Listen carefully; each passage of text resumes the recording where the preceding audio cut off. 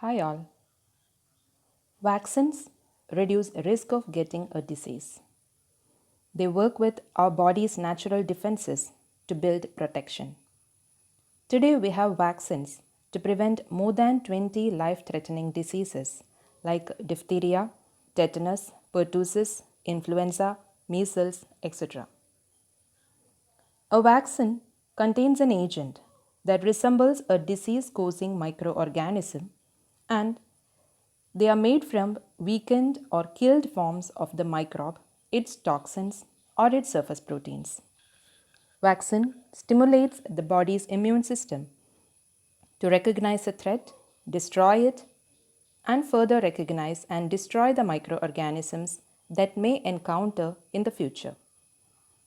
The administration of vaccines is called vaccination. Vaccination is responsible for the worldwide eradication of smallpox and the restriction of diseases such as polio, measles, and tetanus. Looking into the history, the terms vaccine and vaccination are derived from variole vaccinae or smallpox of the cow. The term vaccine was devised by Edward Jenner to denote cowpox in 1798. Jenner noticed that milkmaids who had cowpox seemed to be resistant to smallpox. Jenner took pus from the hand of a milkmaid with cowpox, scratched it into the arm of an 8-year-old boy, James Phipps, and 6 weeks later inoculated the boy with smallpox virus, afterwards observing that he did not catch smallpox. The second generation of vaccines was introduced in the 1880s by Louis Pasteur, who developed vaccine for anthrax. In 1881, to honor Jenner, Louis Pasteur proposed that the term vaccine should be extended to cover the new inoculations then being developed. Louis Pasteur and Emil Rox developed the first rabies vaccine in 1885. 9-year-old Joseph Meester was the first human to receive this vaccine. Rabies was the first virus attenuated in a lab to create a vaccine for humans. The 20th century saw the introduction of several successful vaccines, including those against diphtheria, measles, mumps, and rubella. Major achievements included the development of the polio vaccine in the 1950s and the eradication of smallpox during the 1970s. There are different types of vaccines. Some vaccines contain inactivated or killed microorganisms that have been treated with chemicals, heat, or radiation so that they lose their disease producing capacity. But still, they can be recognized by the immune system and evoke an immune response. Examples include the polio vaccine and rabies vaccine. Inactivated vaccines usually require multiple doses. Booster doses are required periodically to reinforce the immune response. Some vaccines contain live attenuated microorganisms.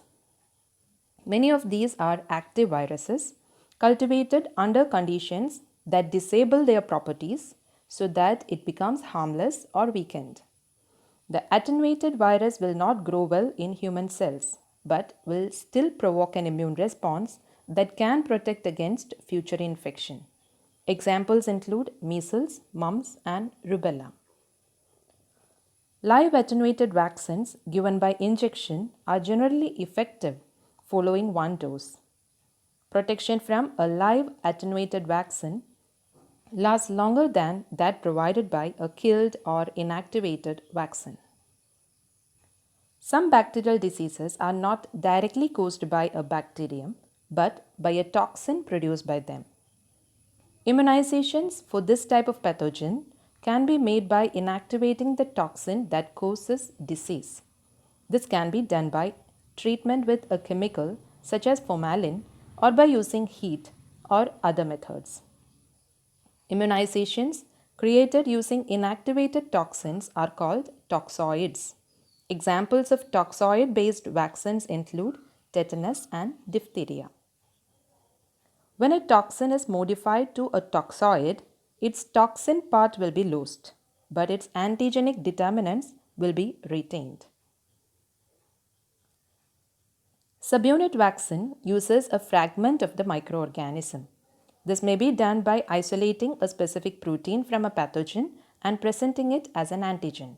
Examples include the subunit vaccine against hepatitis B virus. Conjugate means connected or joined. Certain bacteria have outer coats that are poorly immunogenic.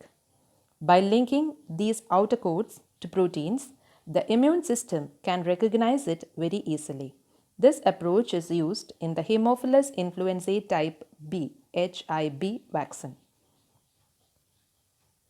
The antigen is purified from a pathogen and chemically linked with a carrier protein to produce a conjugate vaccine. DNA vaccines are created from DNA of the microorganisms. They contain DNA that codes for specific proteins or antigens from a pathogen. The DNA is injected into the body and taken up by cells to synthesize proteins. These proteins are recognized as foreign and the immune system is alerted, which then triggers immune responses. Clinical trials for DNA vaccines to prevent HIV are underway. From the pathogen, the vaccine gene is identified and inserted into a plasmid, which is purified and used for immunization. One advantage of DNA vaccines is that they are very easy to produce, transport, and store. Many DNA vaccines are injected into the muscle. A method using a gene gun is being developed that uses helium to propel DNA into the skin. If this is successful, it will provide a needle-free vaccine. Recombinant vaccines are prepared by combining one microorganism and the DNA of another. A gene coding for a vaccine protein is inserted into another virus. When the carrier virus reproduces, the vaccine protein is also created. The immune system will recognize the protein and provide future protection against the target virus. An example is the RVSV Zibo vaccine used in 2018 to combat Ebola. RNA vaccines are composed of the RNA packaged within lipid nanoparticles. RNA vaccines work by introducing an mRNA sequence which is coded for a disease-specific antigen. Once produced within the body, the antigen is recognized by the immune system, preparing immune response to a real pathogen. A number of RNA vaccines are under development to combat the COVID-19 pandemic. An RNA is injected into the body. This RNA encodes the information to produce the antigen that will stimulate the immune system. Then some immune system cells recognize the antigen and trigger an immune response. Immunological memory also will be created by activating the memory cell. They will respond to a real pathogen with rapid and strong immune response. Vaccines may be monovalent, that is univalent, or multivalent, that is polyvalent. A monovalent vaccine is designed against a single microorganism, example measles vaccine. A multivalent vaccine is designed against two or more microorganisms, example DPT, combining diphtheria, pertussis and tetanus antigens. Now let us see what are the common components of a vaccine. They are antigens, stabilizers, adjuvants, antibiotics and preservatives. Antigens are the components derived from the structure of disease-causing organisms. They are recognized as foreign by the immune system and trigger a protective immune response to the vaccine. Stabilizers are used to help the vaccine maintain its effectiveness during storage. Stabilizing agents include magnesium chloride for oral polio vaccine, magnesium sulfate for measles, lactose sorbitol, and sorbitol gelatin. None of the stabilizers are toxic or dangerous. They include amino acids, sugars, and proteins. Adjuvants are added to vaccines to stimulate the production of antibodies. Adjuvants are used to make the vaccine more effective. Today, there are several hundred different types of adjuvants that are used in vaccine technology. Antibiotics in trace amounts are used in vaccines. They are used during the manufacturing phase to prevent bacterial contamination. They include neomycin, polymyxin B, streptomycin, and gentamicin. During the purification steps of the production process, antibiotics are removed. Preservatives are added to multi-dose vaccines to prevent bacterial and fungal growth. They include a variety of substances, for example, formaldehyde or phenol derivatives. Formaldehyde is diluted during the vaccine manufacturing process. During production, a purification process removes almost all formaldehyde in vaccines. Successful manufacturing of high-quality vaccines requires international standardization. Vaccine production has several stages. Inactivation, that is making of the antigen preparation. Purification, that is the isolated antigen is purified. Formulation, that is the purified antigen is combined with adjuvants, stabilizers, and preservatives to form the final vaccine preparation. After identification of the virus, a safe version of the virus is created for manufacture of vaccine and harvested or cultured. The virus is then killed and purified and produce antigen, which is tested with reagent.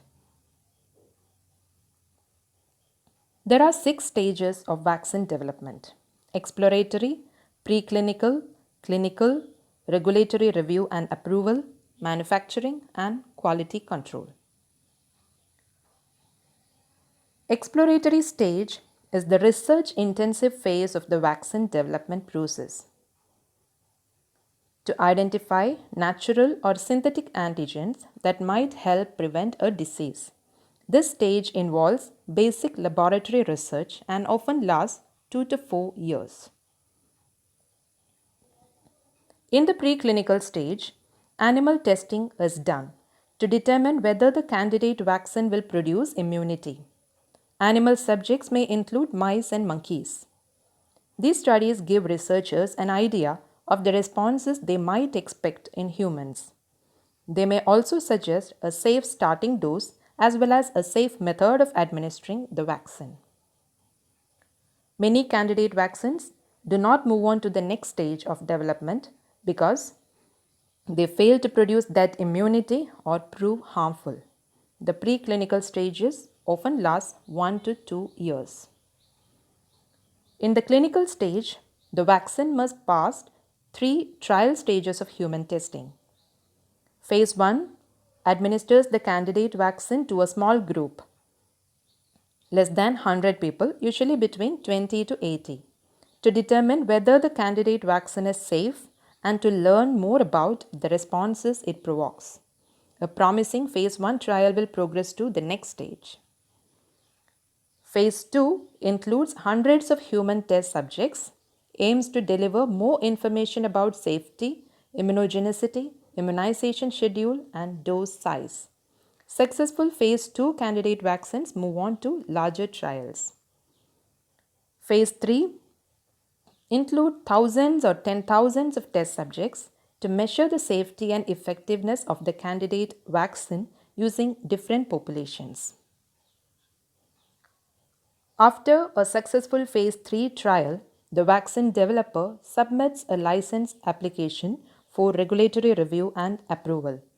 Authorities approve the labeling of the vaccine,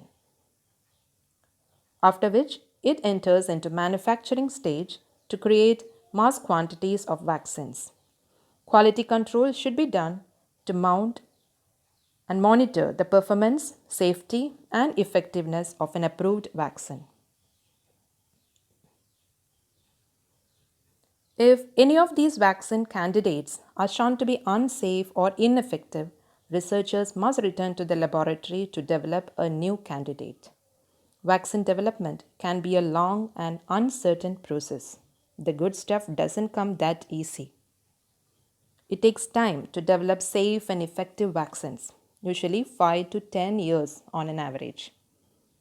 Experts estimate that a fast tracked vaccine development process could speed a successful candidate to market in approximately 12 to 18 months if the process goes smoothly from conception to market availability. For vaccine development, typically the exploratory phase may take many years. Preclinical stage may take up to 2 to 4 years. Clinical development phase 1, 2, and 3 may take 6 to 8 years, and the duration for registration may be 1 to 2 years. Launching of the vaccine takes 2 to 6 months. The overall time taken will be 10 to 15 years. When vaccine development is done in an accelerated manner without or with a minimum exploratory stage combined with preclinical stage, can be completed within 3 to 6 months. Clinical development phase 1, 2, and 3 can be reduced to half an year to 1.5 years. Registration process can be speeded up to complete within 2 to 4 months. Adding the usual time for launching, the overall time taken can be 1 to 2 years. Until a successful vaccine is prepared, precaution is prevention. Thank you.